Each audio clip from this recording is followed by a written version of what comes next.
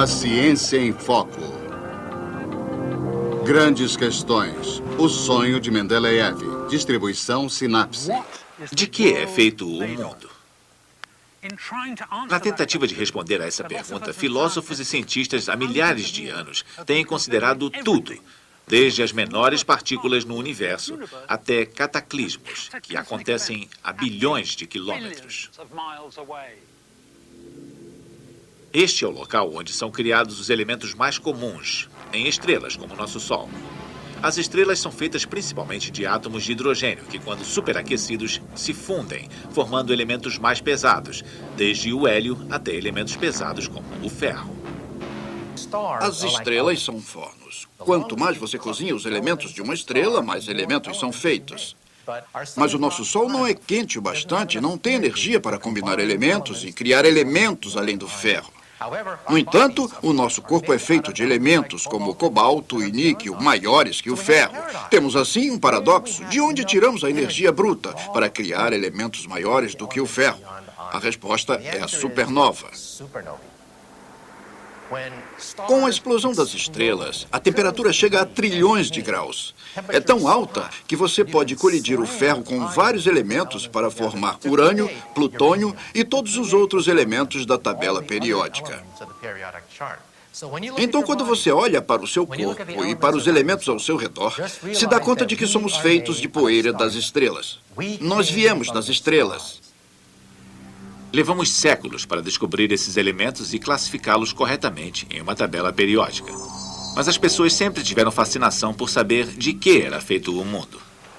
Sentado aqui na praia, olhando para o fogo, eu volto 2000 anos até a Sicília antiga, onde um camarada chamado Empédocles olhou fixamente para o fogo, pensando no mundo, e chegou à conclusão de que ele era feito de 4 elementos apenas: terra, ar, fogo e água.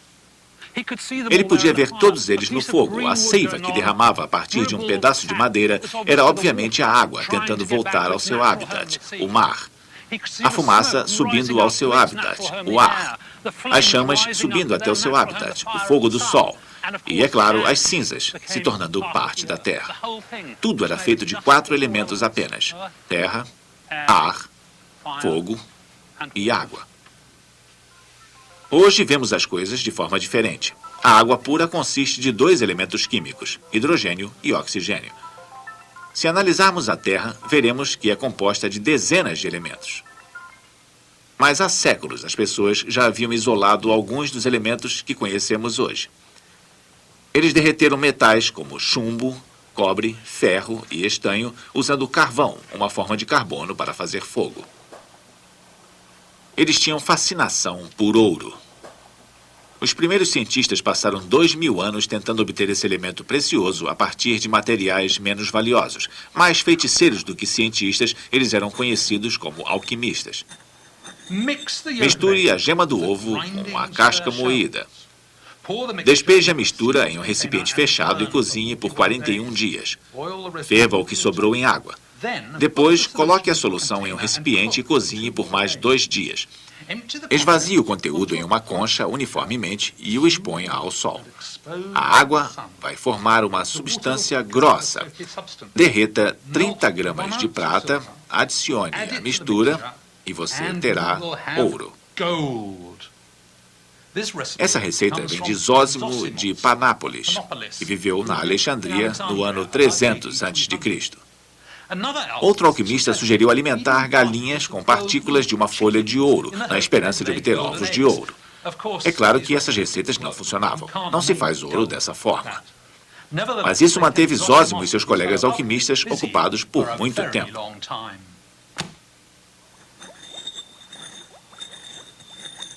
Mas alguns alquimistas fizeram algumas descobertas enquanto realizavam experiências bastante estranhas.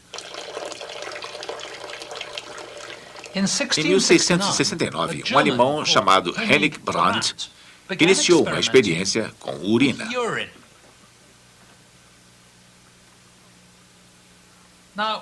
Os alquimistas adoravam a urina. Eles a chamavam de fluxo dourado e a adoravam porque tinha a cor certa, apesar do cheiro errado.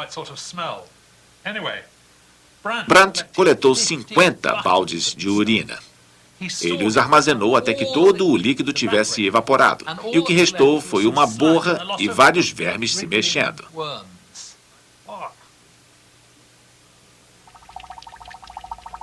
E não foi só isso. Depois, ele ferveu essa coisa e deixou que fermentasse até ficar preta. Ele adicionou areia e aqueceu tudo em um frasco de vidro. Um vapor começou a aparecer no frasco. E então, algo muito estranho aconteceu.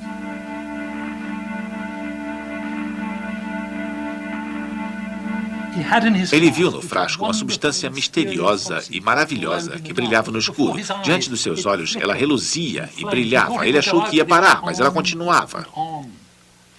O que ele descobriu, na verdade, foi o fósforo. Ele não sabia que era um elemento, e nem mesmo o que era um elemento. Ele o chamou de fogo frio. Havia um alquimista irlandês chamado Robert Boyle, contemporâneo de Hennig, que praticava a alquimia de forma mais científica, pois baseava suas conclusões em experiências e não em tolices. Foi Boyle quem definiu o que era um elemento. Ele disse que os elementos podiam se combinar para formar compostos, mas não podiam ser divididos em substâncias mais simples. Eu tenho alguns elementos aqui. Este é o silício, metal mais leve. Este é o bismuto, lindas partículas cúbicas. Este é o enxofre, geralmente sob a forma de pó, aqui formando um bastão. Mas aqui temos lindos cristais naturais de enxofre. Este é o iodo. Você pode ver o vapor lilás e seus lindos cristais roxos aqui na parede do vidro. Este é o bromo, outro halogênio. Você pode ver o líquido na parte inferior e o vapor por cima. É um líquido marrom escuro bastante pesado. E este é o cloro, um gás amarelo esverdeado, bastante venenoso e desagradável.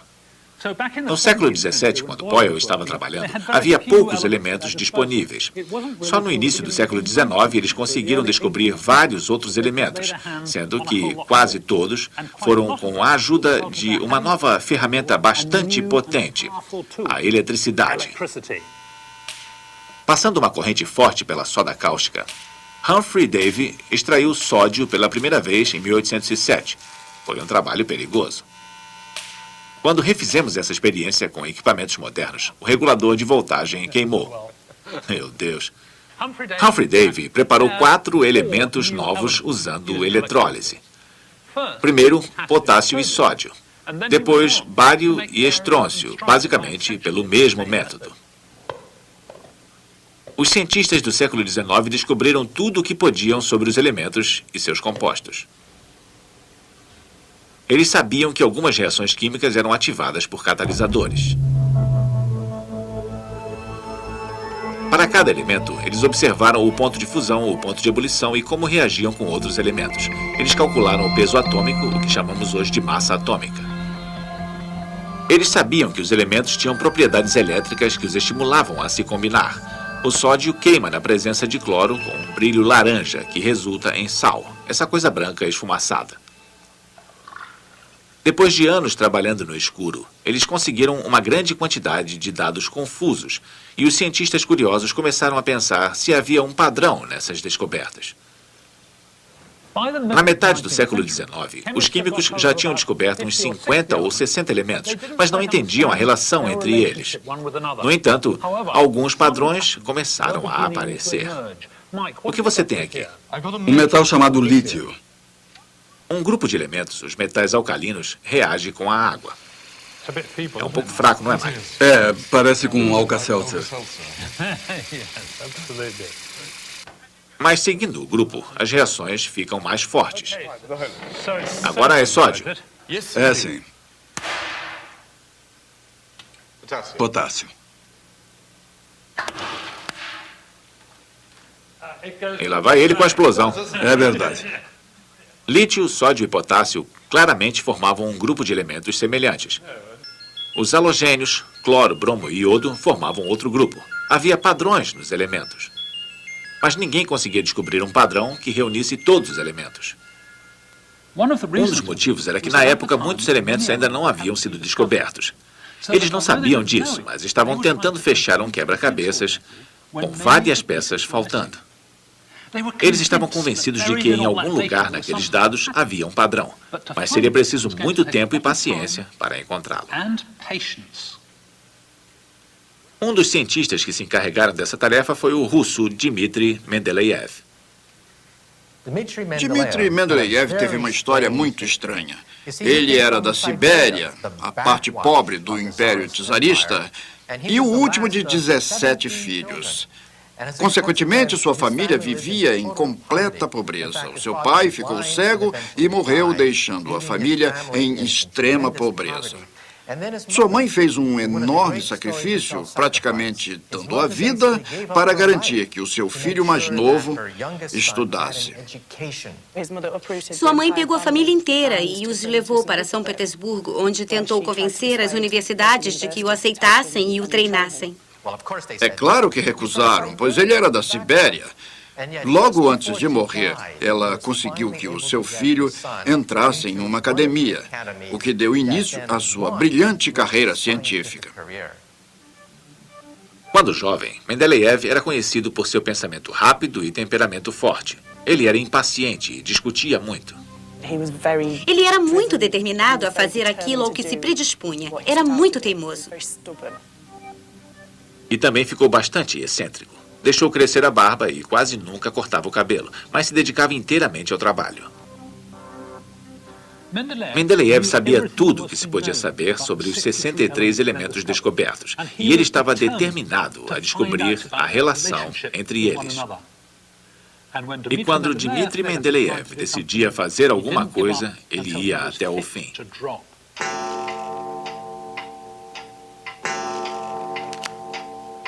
Apesar de ser muito impaciente, ele se acalmava jogando paciência. O objetivo do jogo era classificar as cartas na ordem certa e de acordo com o naipe, o que não era muito diferente do que estava tentando fazer com os elementos.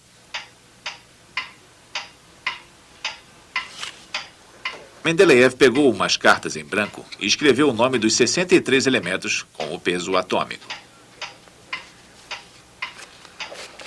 Ele começou a refletir sobre as cartas, tentando ver se conseguia dividi-las em grupos. Mas por mais que tentasse, não conseguia encontrar um padrão.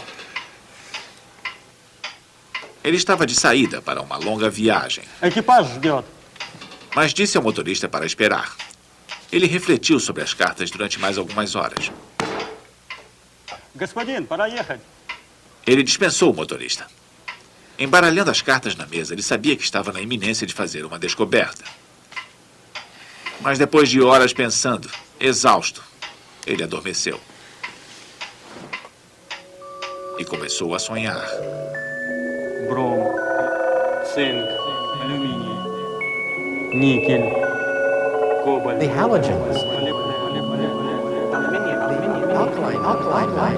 E enquanto sonhava, a imagem começou a tomar forma. Ele acordou de sobressalto e dispôs as cartas de acordo com o padrão do seu sonho.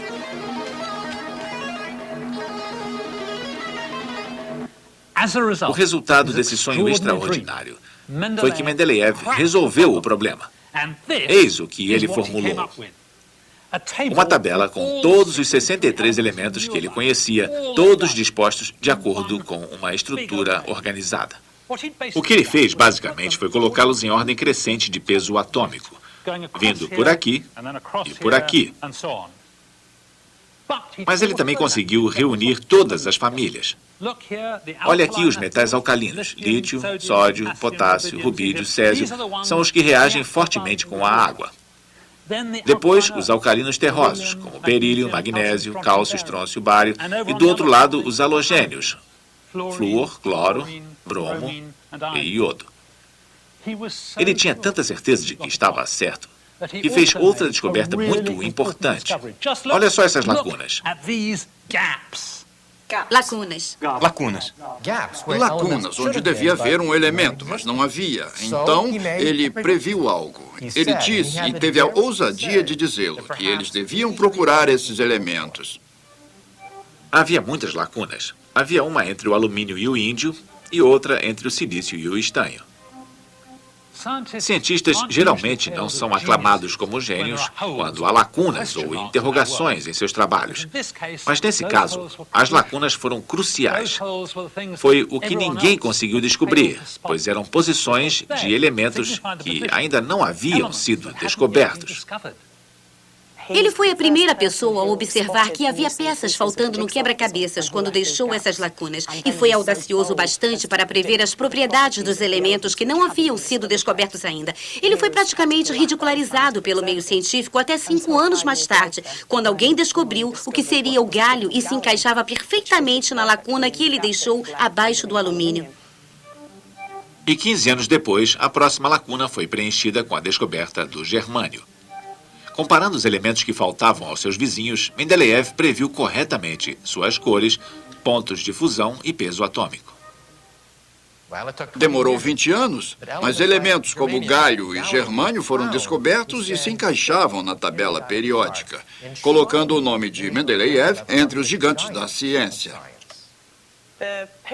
A tabela periódica ainda pode ser usada para prever algo. É como uma lista de ingredientes do universo. É um livro de receitas que mostra como as coisas podem se misturar e os resultados que você vai obter.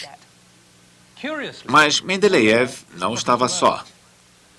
Praticamente ao mesmo tempo, um cientista alemão chamado Julius Mayer criou um sistema muito parecido. Mas Mayer foi esquecido. Mendeleev ficou famoso porque fez essas previsões audaciosas sobre os elementos que seriam descobertos no futuro. Na verdade, ele ficou tão famoso que eles deram o nome de um elemento em sua homenagem, o Mendelévio.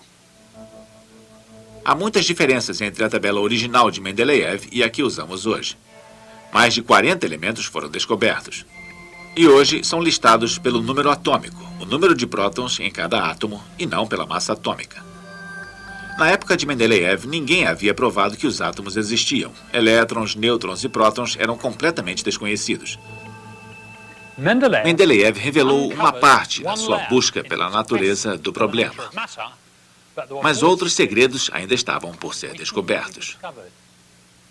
Os cientistas hoje acreditam que quase todo o universo é composto de algo misterioso, chamado de matéria negra. Talvez tenhamos que jogar a tabela periódica pela janela e entender que 90% do universo poderiam ser feitos de outra coisa, e não de átomos. E talvez alguém que esteja assistindo a esse programa seja o próximo a ganhar o prêmio Nobel quando determinar do que essa matéria negra é feita.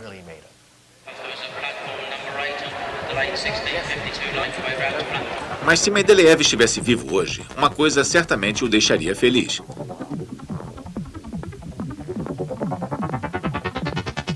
Lembra-se do galho, o elemento que ele previu que existia? Durante muitos anos, ninguém conseguiu descobrir sua utilidade. Mas recentemente descobriu-se que os compostos do galho brilham intensamente quando pequenas correntes são passadas por eles. E é aqui onde encontramos o galho hoje em dia, nas mais novas versões da tela de vídeo, a marca registrada da era da informação.